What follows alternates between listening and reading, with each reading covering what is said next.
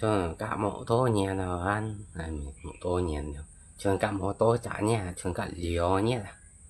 chứ còn một nhận lạ leo chứ còn chị nhân hiểu cô hết leo à liều xăm xí à cả mộ tô nhận gì còn này đây cả mộ tô nhận gì còn dịt hồ leo dịt hồ leo để dịt hồ dịt hồ xí dịt nhét xe để hồ là này à nếu còn chưa liệu nha dù chiêu liệu nếu còn chị nha nào hổ mổ cái sang sẽ chị nha được gọi thì phone thì siêu giao chị nha dù chị nha痛苦cứu xem đã hay chị nha gọi sĩ kiến ban chia này mua tệ nữa không biết nhớ dạ dù mày hộ tệ nó đi dù mày hộ tệ nó nhỉ sĩ kiến mua tệ nó như dù mày hộ tệ dạ chứ còn phân ca dịch xoay đeo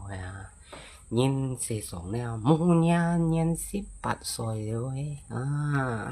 như con đeo chứ còn phân ca dịch nhận đeo chứ phân ca dịch xoay đeo vì như còn như tiêu tố xoay chứ còn ca dịch xoay đeo chứ phân còn có ca dịch xoay đeo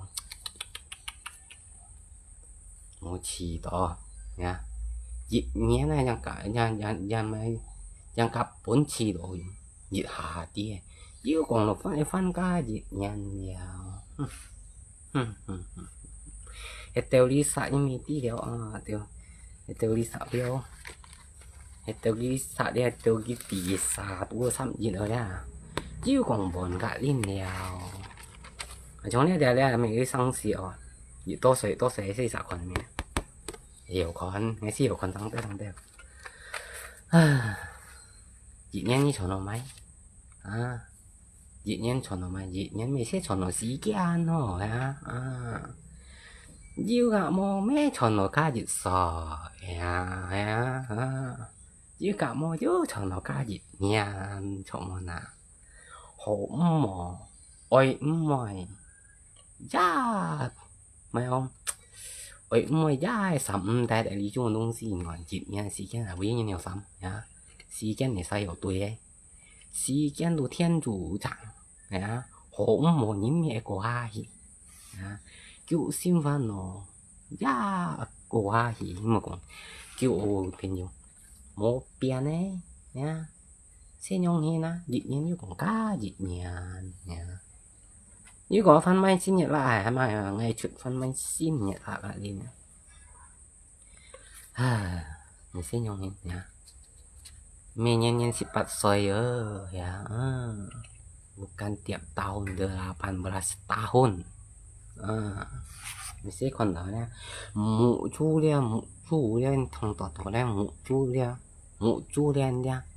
liu lấy con này con tỏ gì đó con tỏ mụ chú mình sao chơi nó ya yêu còn cá gì nha nó nhưng mà con tỏ ấy ya satu tahun lagi ya cái nhân hộ mở này dưới còn cái gì nha nào hanya mai hotel apa mau ditunggu lagi waktu tidak menunggumu senyum nó bukan lihat cái thông nhiên đó thông nhiên kiểu nhất초10 kiểu nhất đâu bên nhiều kiểu nhất đâu cả cho nó cả kiểu nhất là 10 nhất cả 3 nhất 3 nhất dưới còn con xin con xí nhỉ nếu một chiều già chứ còn cổ nhện nào nha để chứ còn cả nhỏ nhẹ chứ một chiều chứ còn văn bản nhện lạ liều nhỉ tới hàm mà sẽ chọn một xí kia này không biết nhỉ nếu hay chọn nó cá dịch xoay đều nếu mèo không hàm máu dịch dọn nha dịch nhân hỗn mà mình sẽ nhón nha mẹ cày họ nói không mà là thế thì sao xịt bạn theo như là dịch nha mẹ cày họ nói như chưa cả gió như vậy mà sẽ là 2 bulan bởi mẹ cày họ nói lý kinh nha ok còn đó mụ chú mẹ sao thế nó mụ chú ấy sang này con nè coi ca dịch nha nè 1 tahun kemudian nè một chiều đó